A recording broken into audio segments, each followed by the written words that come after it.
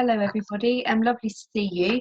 I was on holiday the other week, so it seems like for ages since we've had a chat show. It was a month ago, which is crazy how quick time goes. But it's nice to be back on, and so great that everyone's been sharing and posting in the group. It's been nice to see the interaction there. This evening, I've got Jan as one of our guests, and Elizabeth will be shortly joining us. And we're talking all about our self-worth, especially when it comes to pricing and stuff like that within our businesses. So while we're just waiting for Elizabeth to jump on Zoom, Jan, would it be okay if you introduce yourselves to everybody? I introduce myself, Serena. I'm Jan Cavell. I'm lots of things. I'm a writer and I'm a business coach, and I suppose if I have a specialist area, it's sales. And one of the things I do is help women with sales, because so many women have a little bit of a block about sales and value. It holds their businesses back, and women have got such fantastic businesses and fantastic business abilities. It's a shame, they get very good at marketing very easily, but they find sales tougher, definitely tougher. So that's what I do. Fabulous. And you said you write. Do you write about all of this sort of thing as well, or? I do write about this. I write about all sorts of things. My writing is a bit of an indulgence, Serena. I write for a digital publication called Real Business, which is an entrepreneurial magazine online. And I also write sort of blogs for various women's groups and stuff. Quite often I write on sales, but sometimes politicians will annoy me or something, and I have this wonderful outlet that I can get going on. I think they might annoy, certain ones annoy more than others, I think. Well, very true, yes. I try and remember which ones I must never meet in a dark alley. So is there, just before we kick off in discussion, are there any books or anything you really recommend in this sort of area that you'd recommend to people to? Gosh, that's a good question. I mean, I think, wow, that's quite a big question actually, because sales is made up of two things, which firstly is maybe an initial point that I'd make. You've got mechanics of sales, and you've got a style of selling. And people sort of forget both. And one of the reasons and things that holds women back is they're so convinced they either don't like sales, don't want to do sales, or they're bad at sales. Is they actually don't stop and think those are two different things, and therefore they don't learn the mechanics. So it depends on your sort of stumbling block. It's very easy to, it's just quick to chat to me or go to a morning's webinar or whatever to learn the mechanics, but it is really important. On the other side of things, on the style and the psychology that holds us back and, things, it very much depends on, I'll talk about some of the points that hold people back, and it depends which one really resonates with you. And, we were talking about money blocks, for example, or is it confidence, or is this, or is it that? Depending on which one it is, might depend on the book I'd recommend, which isn't probably exactly the helpful answer you're wanting, but it's a pretty broad subject. Yeah, because I suppose when people think about sales and think about selling, whether it be themselves as a service or a product, it's not just as simple as just saying, okay, we've got that particular service or product, let's go and sell it, is it? People forget that it's actually a process, and it's they do. Yeah. And when they take that initial step and they think about it one step further, they tend to think, oh, I've got this business and I've got to go out and push it on people by selling, but it's so wonderful, obviously they're going to take it off me. And that's just, whoa, stop there before you've even started. That's completely the wrong way to go about it. Unfortunately, so as early in the stage as that. So where do people start then? Where do people start? They start with. I think, and there are an awful lot of people I meet who unfortunately do have this. Firstly, they have something they are so passionate about.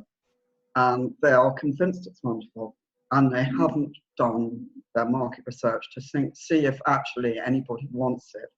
You know, it's very rare that there's a brand new idea. I mean, one or two things obviously have come into the world and they are for the first time. But most of the business ideas we have are sort of regurgitated variations of ideas. And, you know, be it new or new variety, the first thing you've got to do is to understand the market you're in. And if actually anybody's going to want it, you may think it's brilliant, but you've got a non-starting business if nobody actually wants it. And no amount of selling is going to keep that business going. You can keep it going for a bit if you're brilliant at sales by really twisting people's arm. It's not going to be a sustainable business unless people actually want it, however brilliant it is, however passionate you are about it. And, you know, the trouble is, the more passionate people are about it, then the more they're going to get hurt by the rejections. You know, so it's worse for them as well. So it's got to start with research, getting to know the markets. Hello, Elizabeth. Getting to know the markets and whether there's an actual need for whatever people are doing. Brilliant. That's a great starting block. And we have now been joined, as you might have seen a little snippet, from Elizabeth. So just to cut you short there, Jan, we'll just quickly go to Elizabeth and just get you to introduce yourself, if that's okay.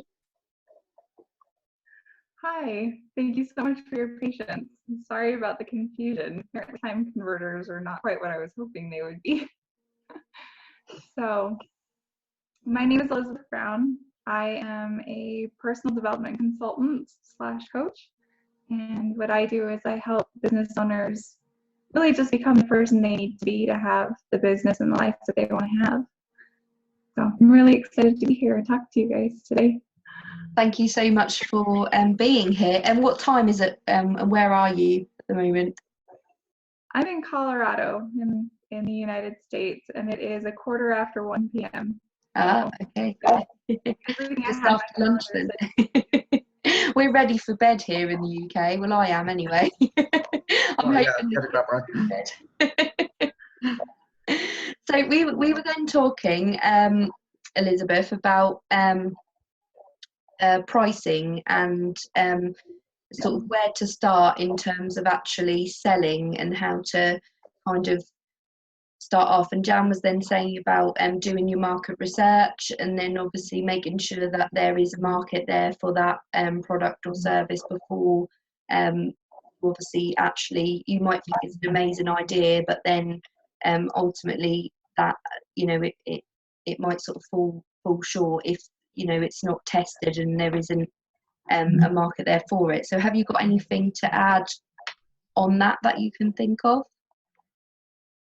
Yeah, I do think that's important.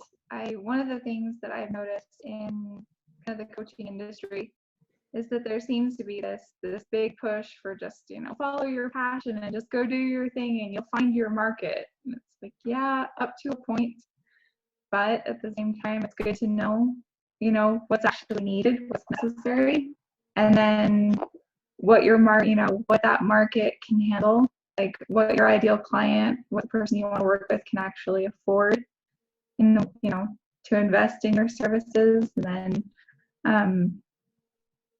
how necessary it is to them. And then, I mean, for them, it's important to know that for them so you can help the people you want to help. And it's important to know that for yourself, because if you're working from a completely unrealistic business model, you're not going to get anywhere. That is the thing as well. It's very much that, you know, a lot of people, a lot of coaches, especially out there, I've noticed sort of over the last 6 months, you know, especially, is people are saying, dream big, you know, look at the big, look at, think of that car you want, the holiday you want, the holiday home, you know, think of all that, and then the other stuff will just come. But it's not true. You can't do that, surely. It's a con. And, you know, I mean, we're both coaches and luckily we're both agreeing on this point that actually, you know, unless you've got a market need. But remember, in a lot of those cases, there are coaches who are selling packages. You know, if you buy my package, it will happen. And I'm sure it will for one or two people because law of averages. But you know, unless you've researched your market, you are setting yourself up for a strong possibility of failure, unfortunately, because there has to be a need for what you're doing. Because without a need, there is no value in what you're doing, however clever and wonderful it is. And you mentioned that word that we've sort of focused The V word. The V word, value. Me and Jan were just having a quick discussion before we came on live. I don't know if anyone's noticed in full hair. My head's been all over the place just lately. I've had one of those sort of weird times where I've transitioned through the last month of kind of, you know, going like this, which every business owner has. You know, I do finally feel like I'm coming out of the other side of it now. But I suppose before we've touched and said that, you know, you might think that what you're selling is amazing, but also there's a lot of us who sort of almost devalue ourselves before we've even asked the market. You know, before we've kind of thought of this amazing idea and we've written it down, and then suddenly all those nasty monsters in our heads are going, you can't do that, no one will buy that, before you've even done it. So I suppose before you've even, there's that stage before testing the market, like Jan said, or asking, you know, if there's value there for someone to buy that. But also you've got to get over your own hurdles before you even move forward, I suppose. I don't. Is that for me? I'm about to answer that. Are you asking me or Elizabeth, Serena? Oh, either or. Go for it. Shall I have my say and then let Elizabeth yes, in? I mean, gosh, I didn't overcome any of my confidence issues for a very, very long time in business. But great thing, I mean, going back to market research and when that startup point, is you're providing yourself with some facts and figures. You know, you can look and think, you know, there are 2 or 3 companies doing this, there is definitely a need for this product, but what I do is unique because of this and this and this. And there must be a reason. Just, you know, the amount of people who go, oh, but I'm different. Why are you different? Oh, I am. I'm really different. I do it differently. Why? You have to have a reason. But yeah, I mean, you know, that's the thing. If you've produced your facts and figures, when you're having a wobble, you can just go back and look at some hard facts. Hard facts can be quite reassuring when you're having wobbles. Yeah, definitely. What's your take on it, Elizabeth? I definitely struggled with that internal, you know, the monsters, that critic that tells you that what you're doing, you know, what you're doing isn't special, what you're doing isn't worthwhile, what you're doing isn't. I know when I first started, it didn't matter how amazing my clients were doing. I could be proud of them, like to the moon, when I would talk to my friends and people close to me about how my business was going, and I could, keeping confidentiality, of course, but talk my clients up all day long and how proud I was of them and all the progress they were making. And then my friends would, you know, step in and be supportive and tell me what a good job I was doing. And my immediate response would be, oh, any coach could do what I'm doing. You know, my clients are special. I'm just doing what any coach should be doing. And at first, I really couldn't see. I had that drive to help people, but I could not see the value that came from being me and what set me apart and what made me the best coach in the world or anything, but maybe the best coach for my specific clients, you know, and making that distinction that, you know, I can be of value as I am and who I am, the coach that I am, without being the perfect coach for everyone in the world. And I suppose picking up on that, you're both coaches, and there are so many coaches. I mean, I'm going to use the coaches as well, because there are coaches, and then there are coaches that have sprung out of the clouds, which good on them, you know. But it's such a competitive field, so I suppose, and it's the same for us. I also run a virtual assistants agency, Globe Virtual Assistants, little plug there, and we're the same. I've been going now nearly 6 years, started with me. But since then, even in the area I live in, there's like sort of 20, 30 recently just popped out of nowhere, and it's a very competitive field. And I think when your industry is very competitive in what you do, it's even harder to feel valued, because you suddenly feel you're drifting into the background at times. I think, Feel that, or? I think you're talking probably about two different things. I mean, drifting into the background is a lot to do with, well, it could be obviously to do with your marketing and your approach to that, but it could also be to do with your own confidence, that you're drifting backwards and thinking, I'm scared and I'm falling behind. But you will have things that are different about you. You'll have, I mean, a bit like Elizabeth was saying about how and her coachees. The match is right for you and some of your clients, but it won't be right for other people. But that's okay. We as women get very afraid of the fact that we might not be right for somebody. We see that as a rejection, which is nonsense, because it's a matchmaking process in the same way as if you went to a dating agency.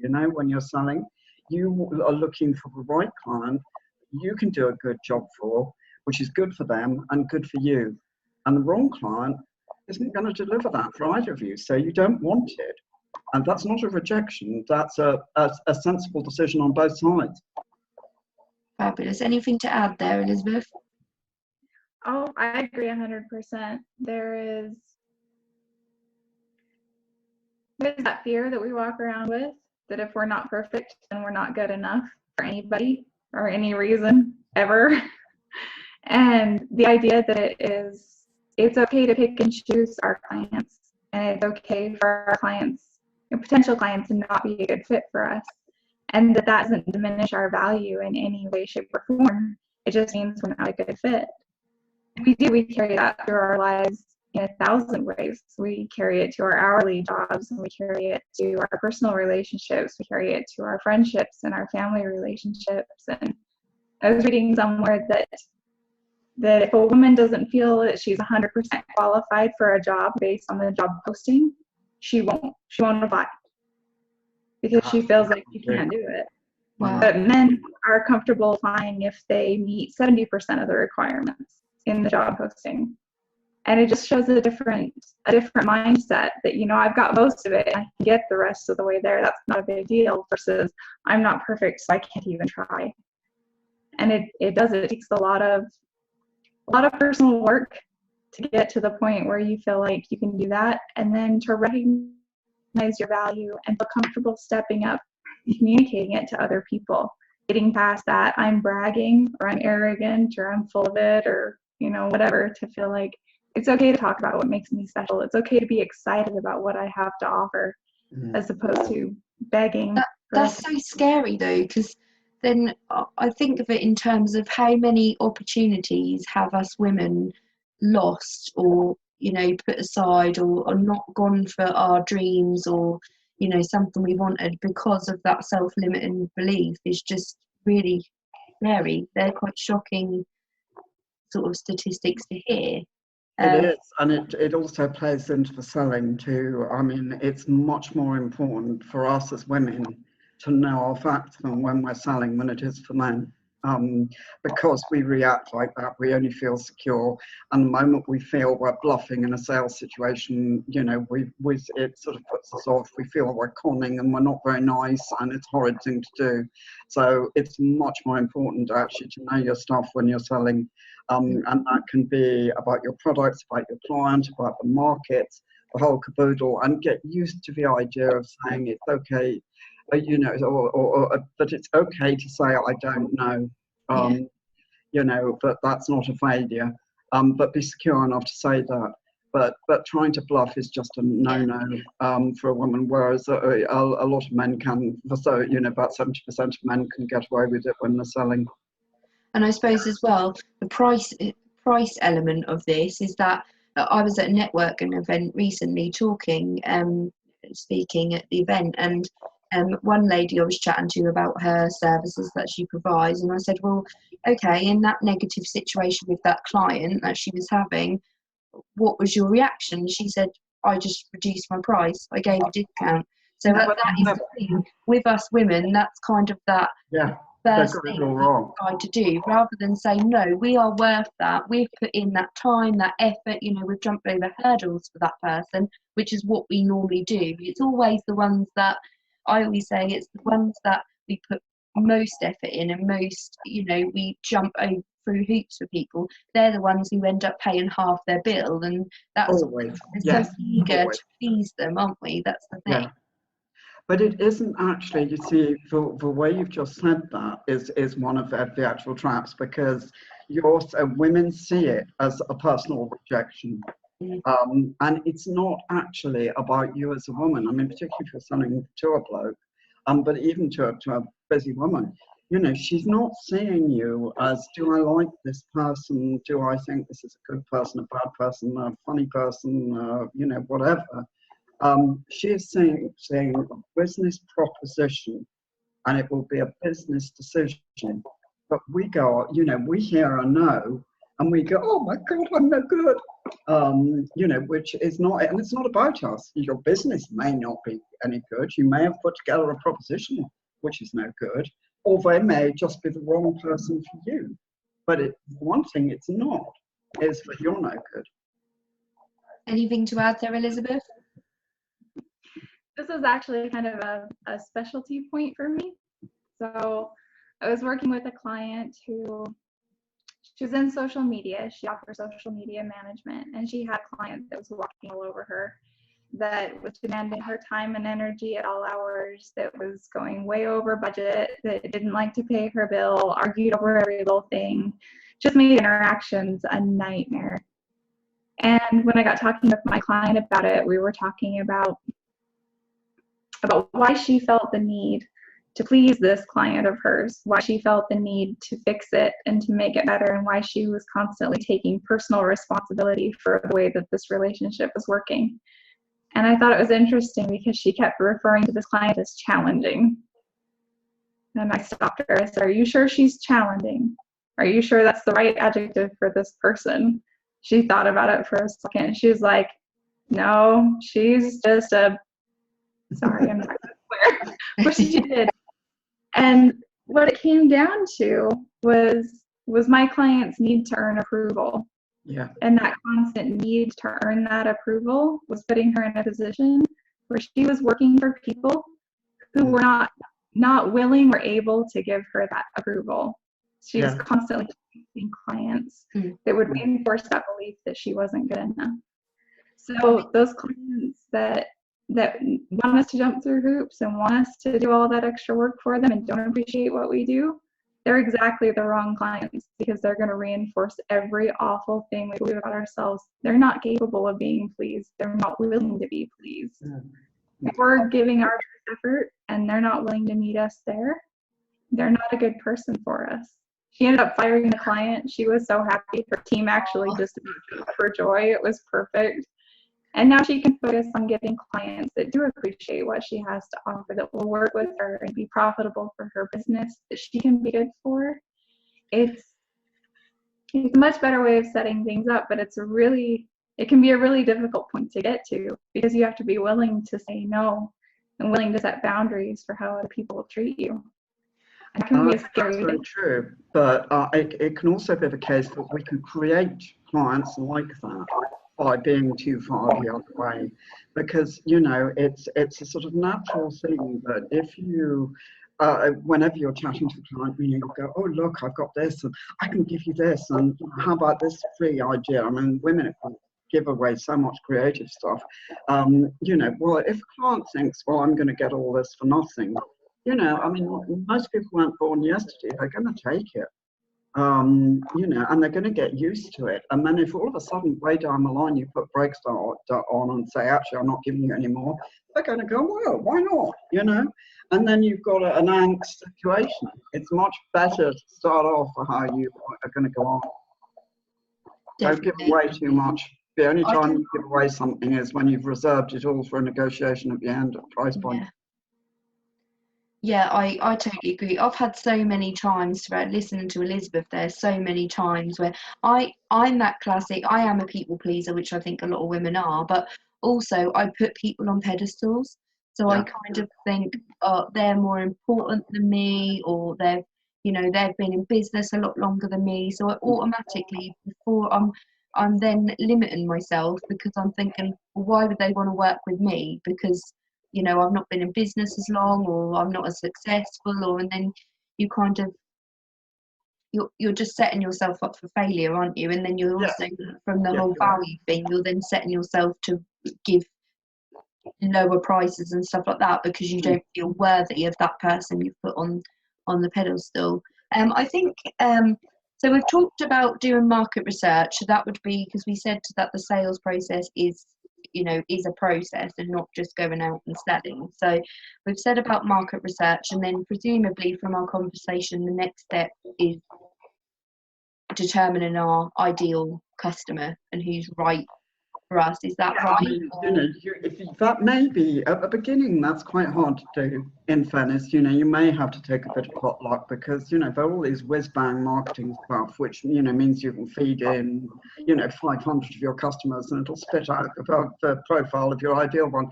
It's a bit tough for the big startup who hasn't got 500 customers. They may not have 5 customers yet. So, may have to work with some of your friends and, get an idea of who would, ask them for some honest feedback and get an idea of where the matches are, or depending on what you're selling. But yeah, you need to get to know your customer, but that's on an individual basis as well. And one of the common grounds with your customer is back to that old market research. If you've got to know your markets, if you're selling, I don't know, I can't think of anything sort of goes into kitchenware or something. If you know lots and lots about kitchenware and your customer sells kitchenware and you're wholesaling it, they're going to be quite happy holding an intelligent conversation with you about kitchenware. So an actual sensible market conversation is a great way of starting to get to know your customer. And through that, you'll gradually get to know them as people. And through getting to know them as people, you can get to know how you're going to sell to them. Because I think a lot of people go straight from kind of, they've got their product and or service, and they kind of then skip all those steps in between and go straight to, okay, what marketing shall I do? Oh, I'll go to Facebook because everyone's on Facebook, or Instagram. A lot of people, you know what I mean? They don't kind of. It's not right for everybody. That logical. No, it's not right for everybody. I mean, anymore, there's whatever, it's 9, I think, different channels that you can use now. And some of them won't be right for your business, even if you were a whiz at it, because your clients don't use them. So pretty pointless going there.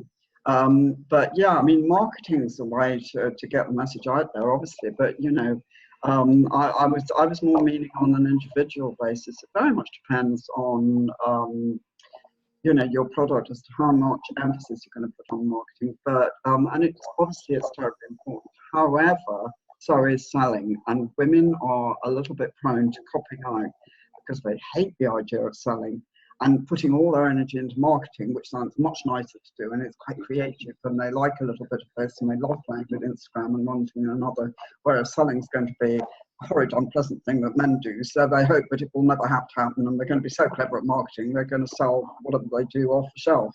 Unfortunately, it's not like that. Sooner or later, they're going to have to do a little bit of sales as well.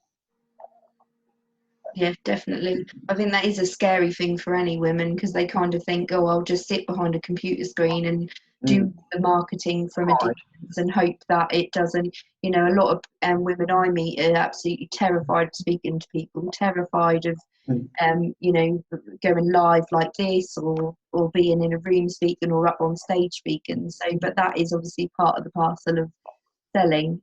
Going back to your client and their difficulties with that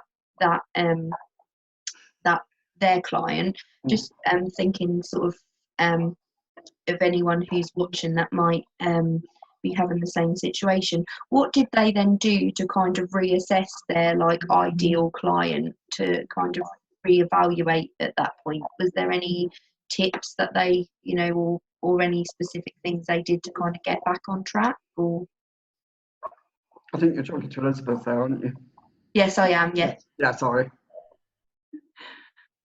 Well, the first thing that we did was sit down and go over where that interaction had gone wrong. And I agree with Jan. It started in their sales meeting, in the pitch meeting, with setting up unrealistic expectations and no boundaries. So she talked all about what she could give this client, and she didn't talk anything about what she expected in return. Things like meeting deadlines and being responsive to communications and being respectful of their time and being mindful of the time that she was taking out of her contract with each interaction. So going forward, she set some boundaries with that client that ended up ending the relationship. It ended well. She was able to do it from a good place, so it wasn't a defensive thing. It was just this way I need, and that's what we've done, is gone over what she needed from her clients, not just who she wanted to help and how she wanted to help them, but what she needed in return. And then to avoid that situation going forward, what we ended up doing is helping her draft some clauses in her contract, but also I forget what she called it, but I have something similar. It's an agreement. It's a coaching agreement or a work agreement. It just lists out, my responsibilities are these things, your responsibilities are these things. So my responsibility is to get these products to you on this time. Your responsibilities are to get me the rough copy and the images that I need, and, in her case, by these times. And if you want your contract to be finished on time, your product to be available on time, then I need you to, have approvals ready on this schedule. And that way, when she walks into a pitch meeting now, she can communicate to people the value of what she's offering and really understand what that is, but also communicate to them what she needs from them.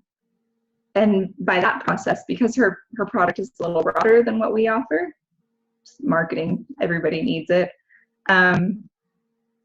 That process of being able to communicate to them what her boundaries were weeds out clients right away. People that are not interested in stepping up to meet her, that just want to be catered to, aren't going to be okay with the boundaries that she's had to set.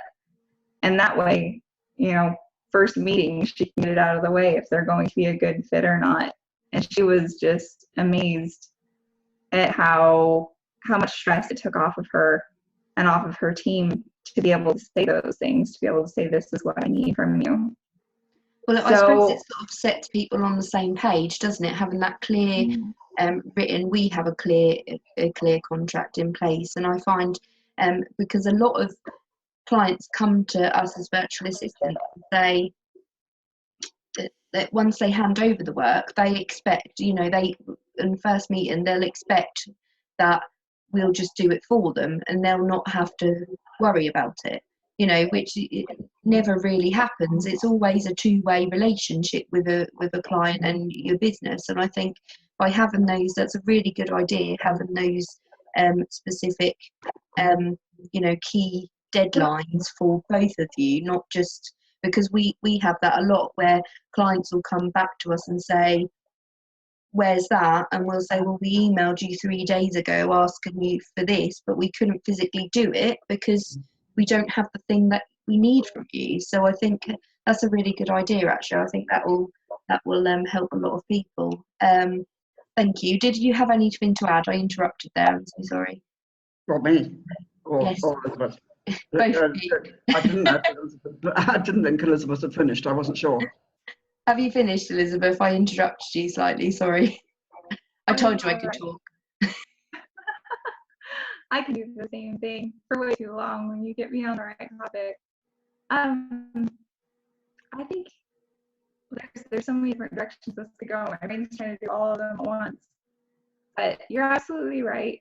It saves everybody a lot of trouble. And if you think about it, as people pleasers, we try to be accommodating. We try to make sure that anything anybody wants or needs, we can do or be for them. And the only people that appreciate that are the people who are controlling and manipulative, or so wildly insecure that they need somebody to cater to them. In which case, we end up enabling people to be their worst selves, which is really unfortunate because that's not what we're trying to do. Everybody is happier in any kind of relationship when they know what they can expect from each other and when everybody believes that everybody else can take care of themselves. When you're coming together in your business relationship or your personal relationship because it's good for both of you, not because somebody needs to be taken care of. So keeping those things in mind and setting those relationships up that way from the very beginning makes all the difference in the world. I know I'm happier when I know the other person is capable of taking care of themselves. I can help them with something specific. They feel the same way about me. Like I said, unless they're wildly insecure, controlling, or manipulative, they want that from me too. So setting those expectations up from the very beginning gives us all a chance to start on that good footing, gives us all a chance to be in business or personal relationships that actually add value both ways so that everybody can get something good out of it. And we all deserve that.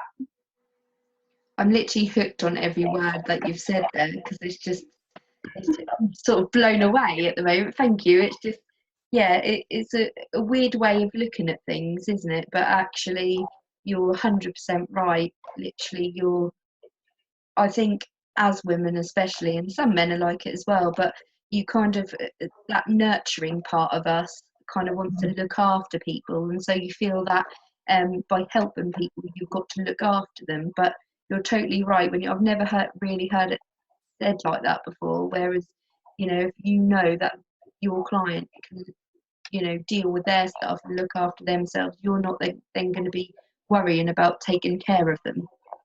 So Jan, have you got anything to add? Yeah, I mean, I think all those points are really brilliant from Elizabeth. But I also think there's something about the understanding of value and why people buy that a lot of people don't get their heads around. I mean, why is it we buy anything? Because something inside of us goes, I want that.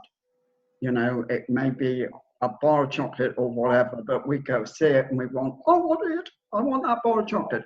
And no amount of learning, just going into a meeting or producing a contract, it by itself is going to produce that I want that from a client. And that's where understanding what makes people buy comes into it. And it comes from creating, getting to know your client, understanding what they are going to want on an emotional basis. Not, it may have to satisfy some tick list of, feature, what are known as features, which, because it's blue and it's 4'2" or something. But it's actually what gets your client go, I want, which is of the real value to the client, and they won't be bothered all that much about price or anything else in negotiations, and that will be instant value if their internal gut goes, I want. I suppose it's finding that thing that actually they want then. Well, I mean, you've got your market research, and a lot of people, in theory, true, but it goes back to doing the steps properly. Because if you know your market, you know that the majority of people, sort of, I don't know, women between 20 and 24 or whatever, tend to want this product and have a good reaction. You talk to them generally about the market. You start getting to know that person. You get to know how they tick. It's about being good with people. And actually, women are very good with people if they stop panicking about, oh my God, I'm selling or something like that. They just need to get to know that person. And by getting to know that person, they'll gradually understand what makes that person tick. And that will give them the clues to being able to present what they do in a way that actually meets the genuine need. And I am talking genuine need because, like we were saying before, if you twist an arm too far, you'll get a client who's going to be horrendous and you don't want it. It's not going to be a long-term relationship. It's going to ruin your reputation and everything else. You want a good match. And that, if you get to know them, you can simply put it forward and say, yes, that's okay. It's dark chocolate and you're like that because you've been so good, And doctor, there's been a lot written, in the press recently about how that's really good for you. And anyway, you haven't had chocolate for a week or whatever, to enable them to buy that chocolate and satisfy the I want at the same time. Because unless they want it, genuinely gut wanted, it's not going to have any value. Expensive, and you're going to be bashing your head up a brick wall. But you'll only get it by understanding and getting to know your client. Well, that's a really good point, definitely. So follow this sort of approach that we've said about. I'm just trying to round up because we're coming up to the end of the hour. So we need to research your market. So research the market. Research the need for your product. Yeah. Research your competitors. Go out there and find out what you can do. If you talk to your clients and they say, oh, well, this company is so brilliant, I get more from there. The only thing I don't like about them is, listen, the only thing they don't like is their weak point. Develop it, and that can be your unique selling point or whatever. So then we test that. So we absolutely test it with people we know or people who would like Get it. Circulating within those markets. Become a little bit of an expert. If you don't want to go and talk about your subject, fair enough, because that's too scary. But you can talk to people on a one-to-one basis because it's interesting. You start being interested. You know your stuff. You discuss whatever you're good at, what they're good at, and what their China or whatever we were saying. And then as you get to know them, you could get that emotional connection and find out what they want the most and how you're going to provide it. And then there's no big deal to selling because it's a good deal on both sides. Yeah. So then once you define who you're selling to and they're your ideal client, because you're going to be of genuine use to them. They're going to want what you have. Simple as that. And you can get rid of all that panic about, I've got to close a sale, which gets hung up on, because it just becomes part and parcel of what you're chatting about. Oh, that's a good idea. Yeah, I want that. Okay, fine. No problem. I can get you that. Oh, goodness, I just made a sale. Yeah, I normally say as well, and then when you obviously market that, you market to where those ideal clients hang out. That's where you market to. That's where the events you speak at or the network and meetings you go to, you want to make sure that those people you're aiming at are actually there. You're doing exactly what I'm saying. Getting to know your market and where that market is all part and parcel of that. Either because or instinctively you're doing the spot on right thing. Yeah, fabulous.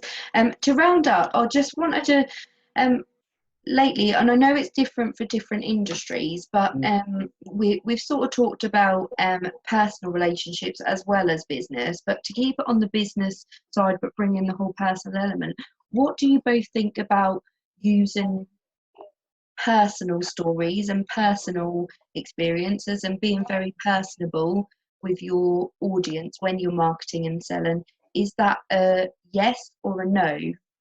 Elizabeth, what do you think in terms of that? Because I know it's not the same for everybody in every industry, but I get so many conflicting views. I think it does depend an awful lot on you, and it depends on who you're talking to. Some people feel very comfortable sharing those things. I know I have seen quite a bit of marketing from coaches that I think takes it much further than I'm comfortable with, that I would be comfortable with as a coach, or honestly that I'm interested in hearing as a potential client as well. I try to blend mine personally a little bit. I want my clients to know that I can identify with them and get to know me and be able to trust me. But as much as I've heard this touted that your story is what you have to offer, it's only a very small part of what I have to offer. My knowledge and experience is my empathy and my ability to help people through a difficult situation, see things from a new perspective, is much more valuable to them, to my clients, than my story is.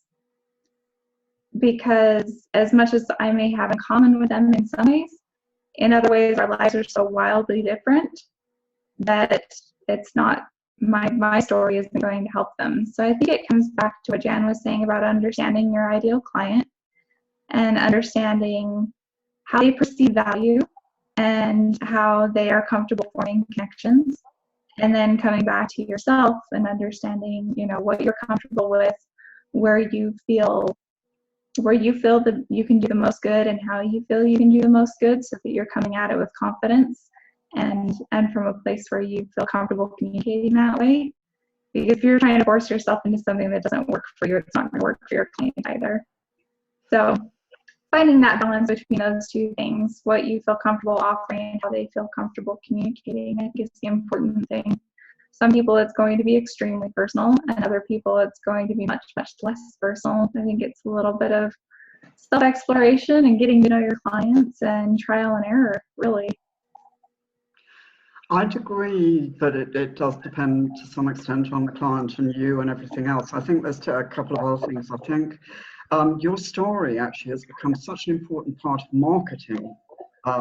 People like Seth Godin go on about this all the time, that marketing now is all about your story. And, that's where it's important, not so much in selling. Selling now has gone towards being very authentic, which is great. And so some amount of personality should come in, and genuine personality should come through your selling. But actually, you shouldn't be doing that much talking when you're selling.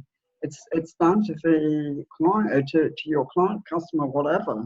You want them to be talking at least 2 or 3 times as much as you, because otherwise you're not going to be getting to know them.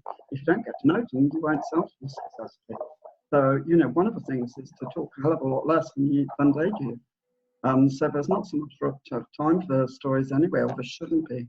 You should, you need to learn to talk less when you're selling. Most people do.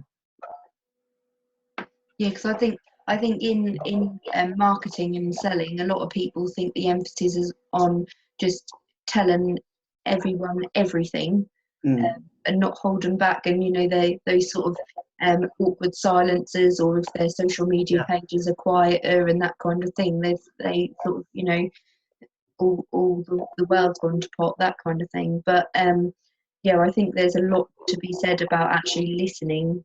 Listening to your client, much more important. And then responding and coming back, because I suppose, like we touched on before, that person might not actually be a good fit to you, and you're better to not sort of sell to them and then find out later down the line that they're not a good fit. You're better to actually listen. What a waste of your time. Definitely. Yeah. Right, we're coming at the end of the hour. I told you it goes really quickly. It's absolutely crazy. Thank you both for joining me. Have you got anything, like one top tip that you would say to anyone watching this now or on replay later about your own value, or anything to do with selling or pricing or anything like that? I'll let Elizabeth go. Oh goodness, I was gonna let you go first. So Oh, we don't want to hold up all night. You go ahead.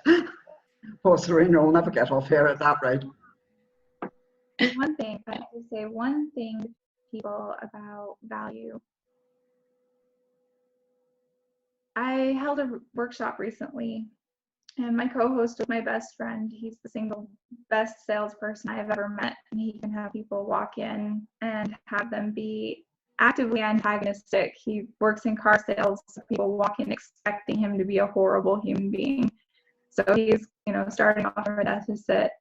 And one of the things that he said is the most important in sales is placing the value in yourself.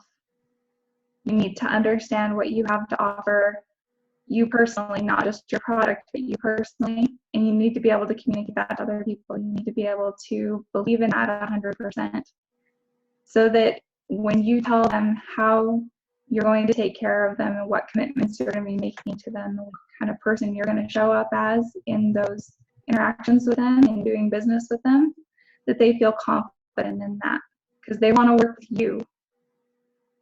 So my tip would be, understand your value, know what your boundaries are, know what you have to offer, and build the confidence that you need in order to be able to communicate that confidently to other people, so that you can develop those authentic relationships with your potential clients make sure that it's going to be a good situation for everybody. Perfect. Thank I you. think mine pretty well dovetails that simply, but yeah, it's not about you, it's about them. You know, and it's about giving your customer is the one who might pay for something.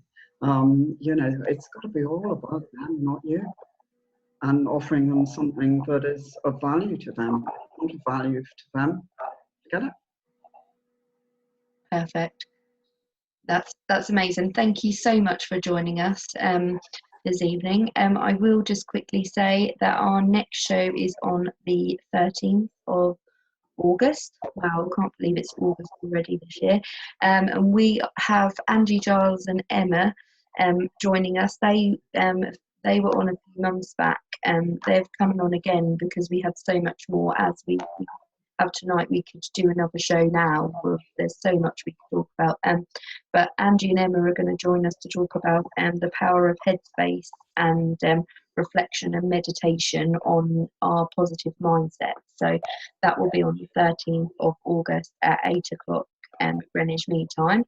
So thank you ever so much both for joining us, and we will log off now, and hopefully if anyone has any questions or anything, just pop them on the comments below.